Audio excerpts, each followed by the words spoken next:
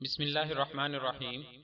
رمضان المبارک کی راتوں کو نماز تراویح میں پڑھی جانے والی آیات کا خلاصہ۔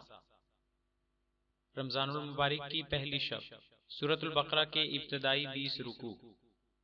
قرآن مجید کی فضیلت کے لیے یہی کافی ہے کہ یہ اللہ کا کلام ہے، ہدایت کا سرچشمہ اور مکمل ضابطہ حیات ہے۔ یہ شک و شبہ سے بالا محفوظ کتاب ہے۔ اس کی عقیدت اور مقبولیت کا یہ عالم ہے کہ یہ کروڑوں مسلمان بچوں اور بڑوں کو زبانی یاد ہے۔ اس کا ایک حرف پڑھنے سے 10 نیکیاں ملتی ہیں۔ الف لام میم ایک حرف نہیں بلکہ 3 حروف ہیں۔ قرآن مجید رمضان میں نازل ہوا۔ اس طرح یہ مہینہ قرآن مجید کی سالگرہ ہے۔ حدیث میں ہے کہ جبریل امین رمضان کی ہر رات رسول اللہ صلی اللہ علیہ وآلہ وسلم کے پاس آتے تھے اور آپ انہیں قرآن سناتے تھے۔ سورۃ الفاتحہ قرآن مجید کی پہلی سورت سورۃ الفاتحہ ہے۔ یہ پوری سورت مکہ میں آپ پر نازل ہوئی۔ یہ سورت قرآن مجید میں امتیازی حیثیت رکھتی ہے۔ یہ اللہ تعالیٰ کا پسندیدہ کلام ہے۔ حمد و ثنا اور دعا پر مشتمل یہ سورت نماز کا لازمی جز ہے، یعنی اگر یہ نہ پڑھی جائے تو نماز نہیں ہوتی۔ اس سورت میں توحید اور آخرت پر ایمان کے ساتھ اس بات کا بھی اقرار ہے کہ جس طرح ہم عبادت صرف اللہ کی کرتے ہیں، اسی طرح مدد بھی اسی سے مانگتے ہیں، کیونکہ وہی انسانوں بلکہ تمام مخلوقات کی ضروریات پوری کرتا ہے۔ ہم اللہ تبارک و تعالیٰ سے دعا کرتے ہیں کہ وہ ہمیں نیک اور صالح لوگوں کی راہ پر چلائے اور گمراہوں کے راستے سے دور رکھے۔ سورۃ البقرہ سورۃ البقرہ 40 رکوعوں پر مشتمل قرآن مجید کی طویل ترین سورت ہے۔ سورۃ الفاتحہ میں صراط مستقیم کی طرف رہنمائی کی دعا کی گئی ہے۔ اب سورۃ البقرہ سے سورۃ الناس تک سراسر ہدایت ہی ہدایت ہے۔ سورت کے آغاز میں وضاحت کر دی گئی ہے کہ اس کتاب کی تلاوت تعصب سے پاک ہو کر حق کی تلاش کے لیے کی جائے تو یہ ہدایت فراہم کرتی ہے۔ ایمان والوں کے لیے لازم ہے کہ وہ غیب پر یقین رکھیں، نماز کی پابندی کریں، ہمارے دیے ہوئے رزق سے نیکی کے کاموں میں خرچ کریں، وہ قرآن پر بھی یقین رکھیں اور پہلی الہامی کتابوں پر بھی ایمان لائیں۔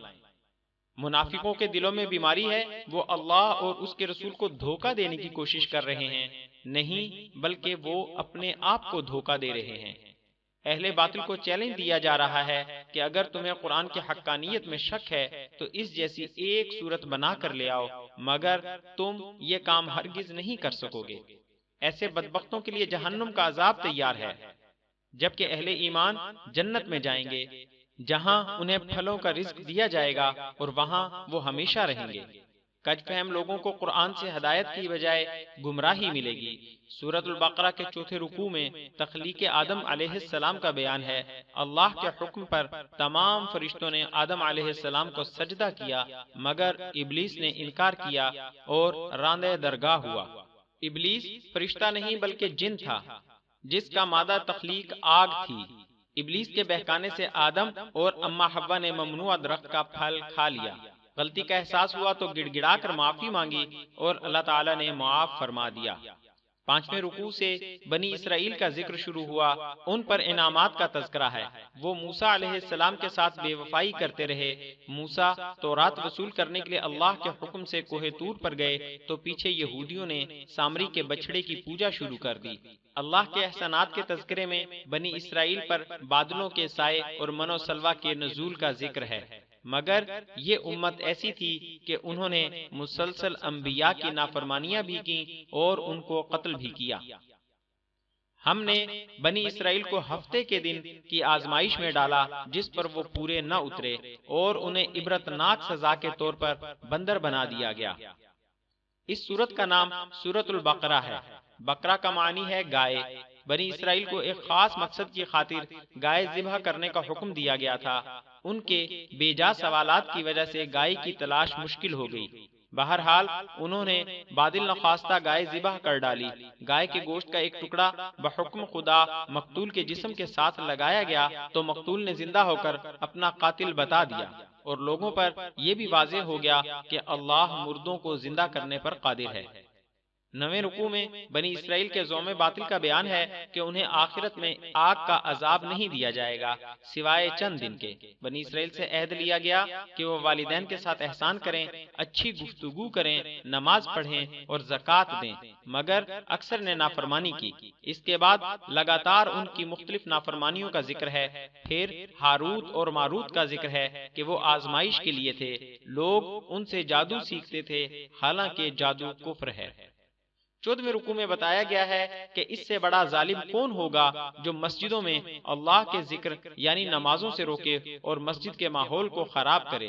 رسول اللہ صلی اللہ علیہ وآلہ وسلم کو فرمایا گیا کہ آپ صلی اللہ علیہ وآلہ وسلم یہود و نصارہ کی پیروی ہرگز نہ کریں۔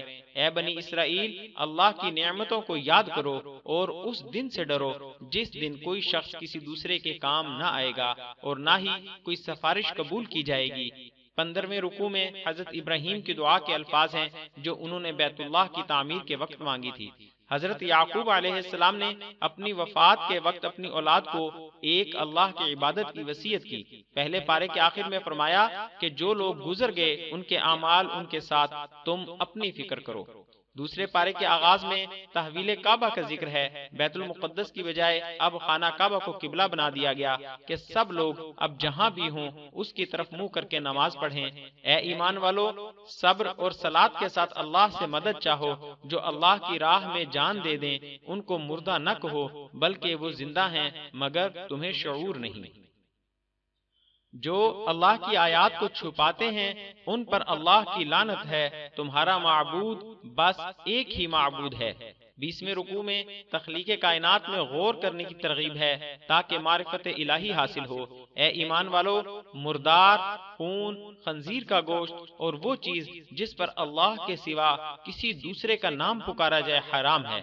ہاں، بھوک سے مجبور شخص جان بچانے کی حد تک کھا لے تو اس پر کوئی گناہ نہیں۔